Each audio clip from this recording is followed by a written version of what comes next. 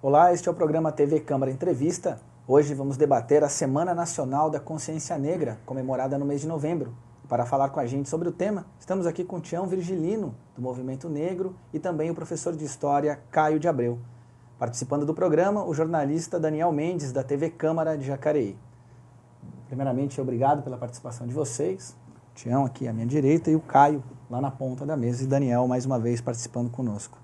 Eu gostaria de abrir nosso programa fazendo uma pergunta que, ao longo dessa semana, na produção do programa, muitas pessoas nos questionaram, dizendo que não existe racismo no Brasil. Queria saber de vocês, existe racismo no Brasil? Em primeiro lugar, eu gostaria de dar meu cordial boa tarde ao Daniel, a você, Elton, e ao professor, ilustre professor de História aqui, o Caio, e dizer se existe, sabe? É lógico, evidentemente que existe. Só fala isso quem nunca passou, sabe? Foi negro na vida. Isso é muito cômodo dizer, sabe? Tanto que existe, o próprio fato de você instituir um dia do negro, sabe? Por que só o dia do negro, sabe? Isso é uma afirmação de que existe o racismo, sabe? É uma tentativa de amenizar o problema criando o dia do negro. Porque todos os dias são dia do branco, e o negro tem um dia, sabe? É isso que as pessoas não dão conta, sabe? Para vocês terem uma ideia, o ser humano, essa coisa está no inconsciente coletivo das pessoas, sabe? É que nem um dia eu vi uma entrevista de uma senhora em São Paulo perguntando, escuta, em frente ali ao antigo MAP, né, o Teatro Municipal, escuta, a senhora tem algum preconceito de cor? Deus me livre, mas e se sua filha viesse se casar com o negro? Aí eu tenho que me conformar. Entende? Caio, o racismo, ele é histórico no país. Apesar do país existir um discurso do país multicultural, da mistura, né, perfeita, o índio, o negro, o europeu, na verdade, no cotidiano a gente ainda encontra resquícios de uma mentalidade que não é tão mestiça assim. Não só o resquício, como a prática, né, constante desse tipo de situação. Na verdade, a questão da mistura cultural ser algo, vamos dizer assim, igual, tanto para o português, quanto para o índio, quanto para o negro, nunca foi tratada diretamente dessa forma, né? Uma das primeiras monografias feitas sobre o Brasil, do Van Hagen, fala justamente isso, que a cultura brasileira ela é formada da confluência de 3 rios, né? O rio que vem de Portugal, que é o Rio Grande, caudaloso, um rio menor e sinuoso, que é formado pelos negros, e um rio pequenininho, um córrego, né? Formado pela influência indígena. Isso já mostra uma coisa interessante, já mostra que a gente não tem uma igualdade entre etnias no Brasil vista desde o século XIX.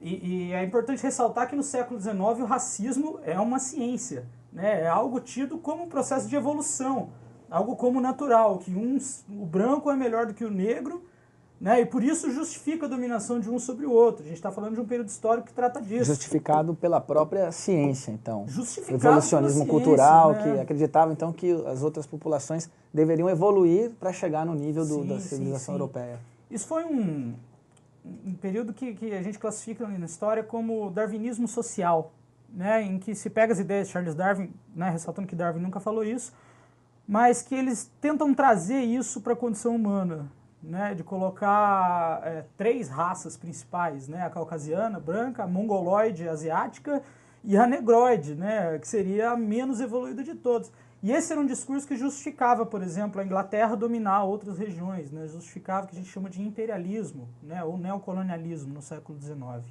Né.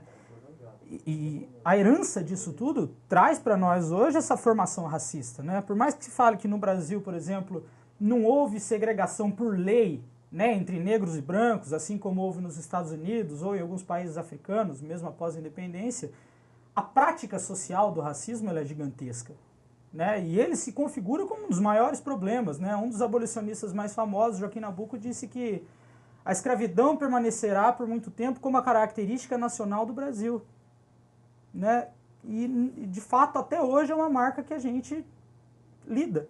Né? E é uma marca complexa para a nossa sociedade, porque ela gera exclusão, ela gera preconceito, uma série de graves problemas sociais que vem se arrastando na sociedade. Agora, eu pergunto para você, Caio, para você também, Tião, são 318 anos depois, o Brasil hoje possui aí sua maioria, né, de acordo com as pesquisas, de negros. Se é a maioria, por que ainda o que faz a gente ter esse conceito de que o Brasil ainda é um país racista, já que ele é maioria hoje, o povo negro é maioria no país? Sim, sim. Bom, o fato de ser maioria não significa que ainda existam ideologias tentando colocar como não dominância, né? O fato do evolucionismo do século XIX estar presente na nossa sociedade hoje é um fator histórico, é um laço com essa vivência histórica, digamos assim. Só o fato de ser maioria não significa que os negros conseguiram chegar num patamar de igualdade social, né? Isso está totalmente presente no imaginário da sociedade. De poder, né? Sim, sim, são as relações de poder, né? Digamos assim, existe uma classe que não é representada e não quer representar os negros, né? E por isso se arrastam em debates onde você vê até professores universitários falando que no Brasil essa diferenciação ela não é tão grande assim, né? Uma diferenciação social, que na prática a gente vê que é sim, né? É muito simples, você entra em escolas particulares mais caras, você não vê muitos negros. E pior ainda, você entra em universidades públicas e não vê negros, né? Isso é um reflexo assim, direto. Já o IBGE questão. aponta que a população carcerária do Brasil é predominantemente de pardos, mestiços. Mas um negros. fator que ajuda a confirmar essa visão, né? Acredito eu. Mas o IBGE, eu acho que ele não tem credibilidade nenhuma. Você vê, uma instituição que ele sempre, a IBGE sempre cooperou o embranquecimento do Brasil. Tanto que, por exemplo, assim, eles criam a raça parda, sabe? Eu nunca soube que existe raça parda, sabe? Isso é uma maneira de discutir. Você estava falando em termos de maioria não quer dizer nada. Você pega a história da África do Sul, sabe? Onde, por exemplo, 20, 25 milhões de negros eram dominados por 4, 5 milhões de brancos, sabe? A questão está em quem detém o poder, sabe? Quantas vezes amigo meu falava, o negro é tão racista, o negro não tem condição de se discriminar, sabe? Porque ele não tem o poder. Você está entendendo? Uma coisa muito interessante, na minha adolescência, final da adolescência, lá para dos 18 anos, os meus amigos diziam, Tião, você que é feliz. Porque era uma época que nos Estados Unidos existia uma entidade chamada Ku Klux Klan que dizimava negro, sabe? Sabe, eles queimavam umas cruzes, enforcavam, sabe? E o pessoal falou, Tião, você que é feliz, hein? Eu falei, por quê? Você nasceu aqui no Brasil, aqui não tem racismo. Olha, eu vou falar uma coisa para você, eu prefiro 1000 vezes o racismo norte-americano do que o nosso, sabe? Porque como é que você vai lutar contra o que não existe, que supostamente não existe? Tanto que você pode ver, lá, como o pessoal assumia ser a discriminação, sabe? É um mal menor. Tanto que o que aconteceu? O negro investiu, ele estudou, investiu, teve filhos, sabe? Começou a estudar, sabe? Conclusão, hoje nós temos até um presidente negro lá, sabe? Eu não vou dizer para você que acabou o racismo, mas acontece o seguinte, o que o americano tem em vantagem a nós é que tem uma coisa, eles têm, pode não ser ter uma cultura como a Europa, mas eles têm uma coisa que chama-se civismo, você está entendendo? Cidadania, a ponto de eles chegam a votar numa coisa que eles abominam, que é o negro, de saber que é o que unia o país. Sabe? Então, nós chegamos à conclusão, eu estava falando dos meus amigos, que estava dizendo isso, né? Que antigamente dizia que nos Estados Unidos tinha a calçada do branco e a do negro. Se eu não quero confusão, eu vou andar na minha. E aqui, sabe? Os caras falavam, mas Tião, você é meu amigo. Eu falei, o negro serve para ser amigo, não serve para ser cunhado e genro. Sabe? Você quer ver você talvez você nunca tenha parado para pensar se você tem racismo, não. Você vai, o dia que chegar um negro bater na sua porta e pedir a mão da sua filha em casamento, você vai tremer na base, sabe? E eu não acho ruim. O problema nosso não é ter o preconceito, é não assumir. Você está entendendo? É uma cultura tão intrínseca na população que parece que não é. Que não, sabe? Né? Isso é muito interessante, assim, do ponto de vista de observação. Eu sou casado com mulher de tez branca, sabe? Muito embora, se você for ver, o avô dela era negro. Mas se você soubesse a guerra que deu para me casar com a minha mulher, a ponta do meu sogro não foi no casamento, sabe? E nós éramos amigos, de viajar para São Paulo, você está entendendo? Então, é isso que o pessoal, por exemplo, dizer que no Brasil não existe racismo, sabe? Não existe até que o cara não vá lá na porta da casa dele e peça a filha em casamento, você está entendendo? Reconhecer a existência seria o primeiro passo para enfrentar. Exato. É como na política. O Brasil não vai a lugar nenhum, sabe por quê? Porque todo mundo aqui, todo mundo é técnico de futebol, entende de futebol, todo mundo entende de política. Olha, assim como nós somos impuros, quando você quer buscar sua pureza, você não busca uma religião, você está entendendo? Você está admitindo que você é imperfeito. O dia que a gente chegar à conclusão que nós somos ignorantes, sabe, e a gente procurar conhecimento, aí nós vamos a algum lugar. Sabe? Mas aqui não, todo mundo entende de política e todo mundo reclama dos políticos, mas quem menos culpa tem desse estado de coisa que está aí é o político. Sabe por quê? Porque o político não é causa, ele é consequência. O nosso povo, originariamente, é corrupto. Sabe? Ou seja, eu acho que não passaram pela experiência de ser candidato. Mas se se candidata, sabe o que acontece? Acontece que as pessoas parece que ficam implícitas. O que eu vou ganhar com isso? Nós não temos aquela consciência plena de comunidade, sabe? Sabe? A religião prega o quê? Prega a união, Comunhão, a comunhão, né? Sabe? E a política também tem que ser a comunhão. Não é o que eu vou ganhar, o que nós vamos ganhar com isso. Muito se fala, por exemplo, que as pessoas não conhecem a história, né? Muito, ou seja, é voltado aí para a questão da educação, e nós temos um educador aqui para poder falar sobre isso. Eu conversei com alguns professores de histórias, e eles acham que o sistema hoje, que a maioria do país, aliás, a maioria dos estados adotam para o seu sistema, não tem a sua história na essência. Para começar, muita gente não sabe o porquê ou qual foi a luta de Zumbi, né, que é o grande pai aqui no Brasil dessa luta da libertação do negro. Então eu pergunto para você, Caio, qual foi a real luta de Zumbi? Qual era o tipo de liberdade que ele lutava? Porque fala-se muito em liberdade, mas toda liberdade tem uma causa e tem um assunto específico. Sim. Você acha que isso é claro? Qual foi e se isso é claro no Brasil hoje? Olha, a gente não pode falar em relação de verdade, né? A história é uma ciência e, como toda ciência, não existe essa questão da verdade em si. Então, várias pesquisas são feitas ao redor de Zumbi, ao redor de Palmares, por muito tempo, né? É muito importante falar que Zumbi não era uma pessoa que lutava pela libertação dos negros, né?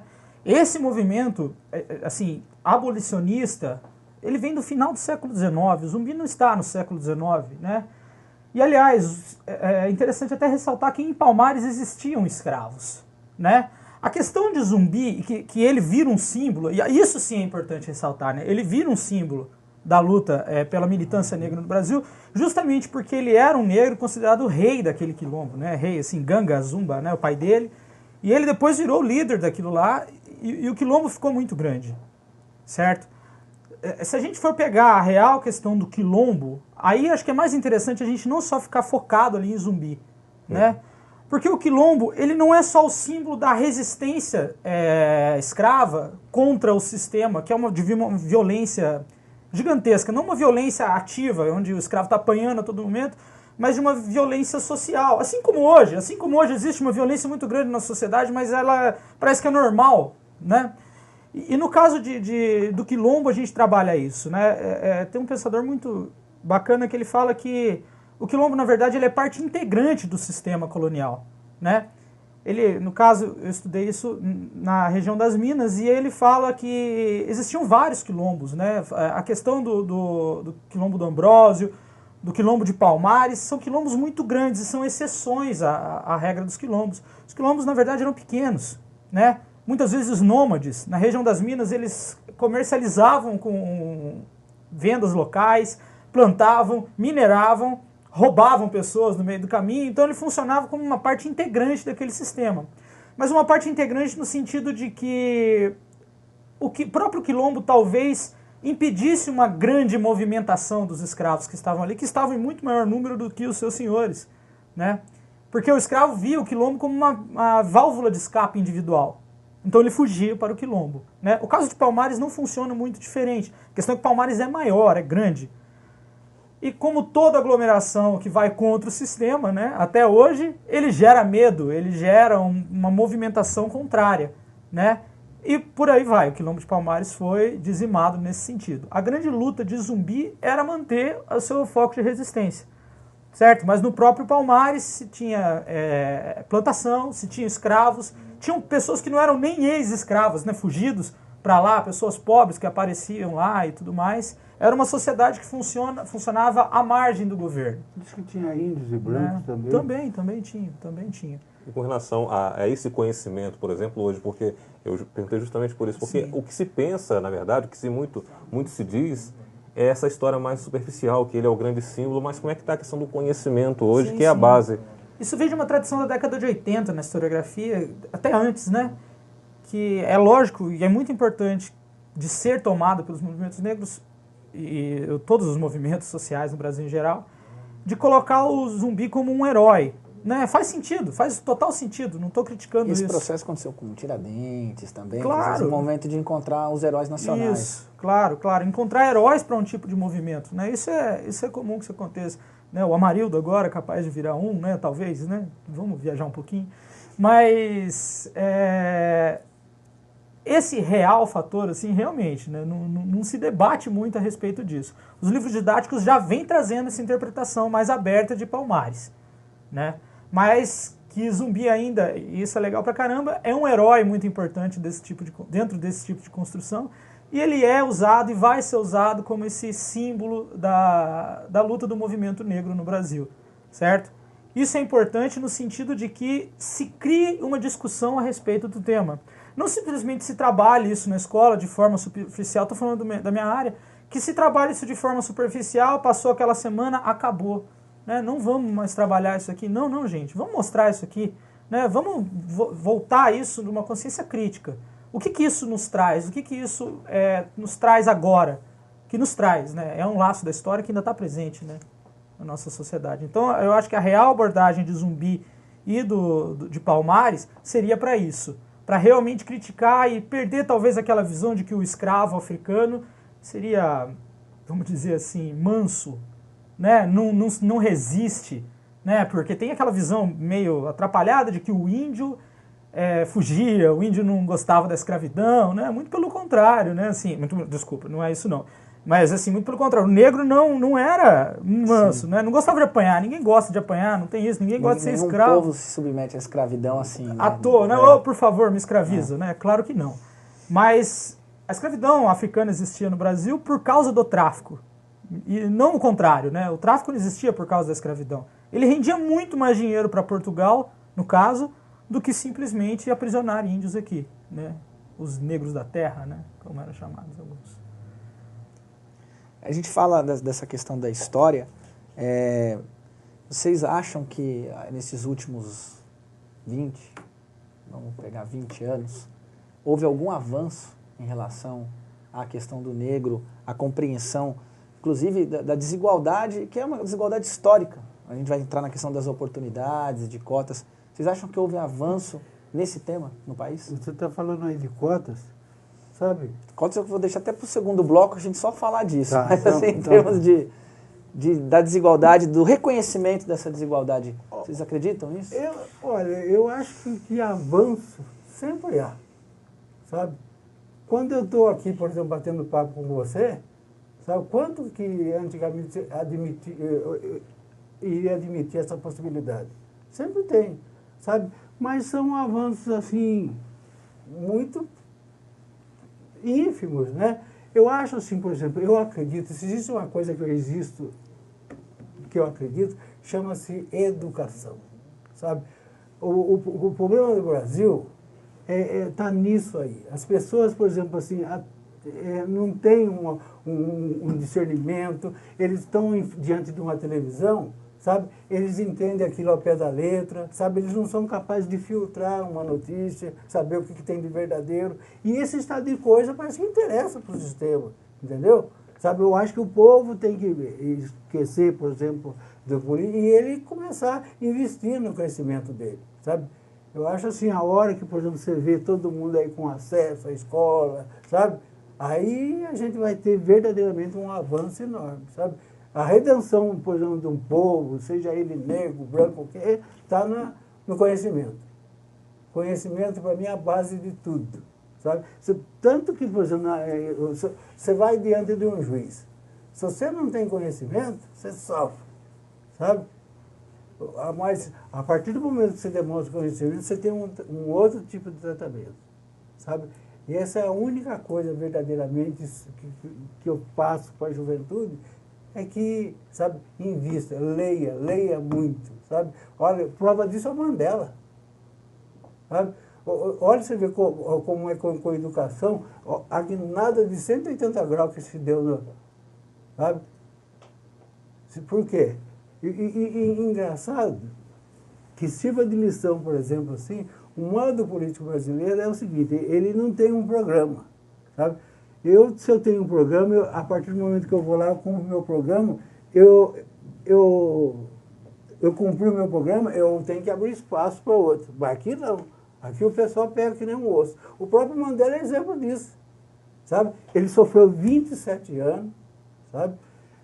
Ele conseguiu, até ele foi o advogado de defesa dele, ele conseguiu sair da prisão, foi presidente da República, deu direito a voto à população, conseguiu, só que não quis a reeleição, porque ele abriu espaço para outro.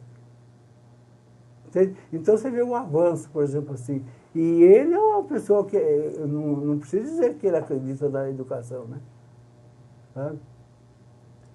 Avanço para mim é isso. E você, Caio? Olha, a gente tem dois caminhos para falar desses avanços, né? O avanço institucional, que talvez viria por forma de leis e da questão da igualdade instituída. Políticas afirmativas e coisas assim. Antes disso ainda, né? As políticas afirmativas são até um pouco recentes na nossa história, se a gente pegar toda uma tradição que colocava a diferenciação social como legal. Né? Eu ser nobre me coloca como diferente de quem não é, e eu ser escravo me coloca ainda diferente de quem não é nobre. Né? Então é uma diferença social instituída.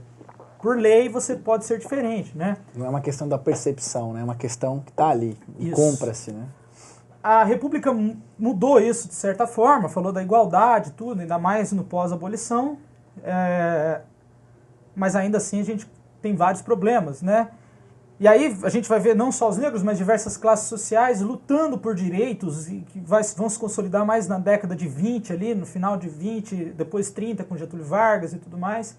Então a gente tem uma política assim, progressiva, vamos dizer, de afirmações para que as classes oprimidas tenham mais direitos. Não, friso que não são nem um pouco suficientes. Né? Não são nem um pouco suficientes porque ainda se falta muito nessa questão de inclusão. Agora, a gente tem o lado social, né? Que por mais que realmente existam outras aceitações, existe ainda uma violência racista gigantesca por trás de tudo. Então eu acho que a gente está muito longe de ter um avanço realmente significativo para uma mudança social nesse aspecto, do negro e do branco serem considerados normais, iguais, né? Para que a gente não precise ficar batendo nessa tecla o tempo todo. Que se bata nessa tecla só para deixar que isso não aconteça novamente. Certo? Não para que você precise resolver isso como a gente está até agora. Certo? Onde o racismo ele é mais evidente? Em que área hoje, dentro desses avanços, você acha que ele é mais presente? E de que forma? Eu acho que em todas as áreas, né? Como a gente entrou agora no mês da consciência negra, a gente está vendo muita notícia aí. Então, chegaram a essa conclusão, o negro, você vê, para quem tem dúvida se existe o racismo, o negro, você sabe que qualquer trabalhador, ele ganha 36% menos que o branco e outra, sabe? Agora, você imagina uma mulher, a mulher também é outra ser discriminada. Se ela é negra, então ela é 2 vezes discriminada, sabe? Agora, uma coisa que eu não acredito é na questão de você não vence o mal através de lei, sabe? Lei disso, lei daquilo, sabe? É um paliativo, sabe? Eu não sou dono da verdade, mas um paliativo que eu aceito porque é melhor ser fanhoso do que perder o nariz, mas vai ser um paliativo, sabe? Eu acho que essas coisas você vai conquistar através de, por exemplo, assim, um cara, por exemplo, assim, que estuda história com o conhecimento que tem, sabe? A probabilidade dele discriminar é muito menos. Por quê? Porque ele tem conhecimento. Obrigado. Sabe? Eu concordo, Tião. Eu acho que está em todas as áreas. Né? Assim como o machismo, assim como outras práticas excludentes, sabe? Ele é em toda a sociedade, de uma forma muito complexa, de uma forma muito violenta. Eu acredito muito que exista essa violência. Né? Que ela não é uma coisa assim, como Gilberto Freire falava, né? Que a contribuição do índio, do branco e do negro forma uma raça brasileira superior, né? E que, ele coloca meio que essa violência que o imperava, né, a segundo plano, né? Mais importante são as contribuições boas que os africanos nos trouxeram, né? Até que no Casagrande Senzala, a última página, ele contraria tudo que ele fala, né, a respeito dos africanos. Então, né, a gente vê esse processo bem, vamos dizer assim, claro nesse sentido. Está em todas as áreas, eu não consigo separar uma área e falar, aqui está mais forte. Está em todas as áreas que garantam o acesso dessas minorias, vamos dizer assim, de poder à real democracia, ao efetivo direito de exercício da cidadania. Por isso, as medidas afirmativas são mais e mais e mais necessárias. A gente precisa de muitas mais medidas afirmativas. Bom, esse é o programa TV Câmara Entrevista. Hoje aqui recebendo o Sebastião Virgilino e o Caio de Abreu, professor de História, o Sebastião, militante do Movimento Negro, debatendo junto também com o jornalista Daniel Mendes. Nós estamos tratando da Semana Nacional da Consciência Negra. Vamos para um breve intervalo e já voltamos com o segundo bloco.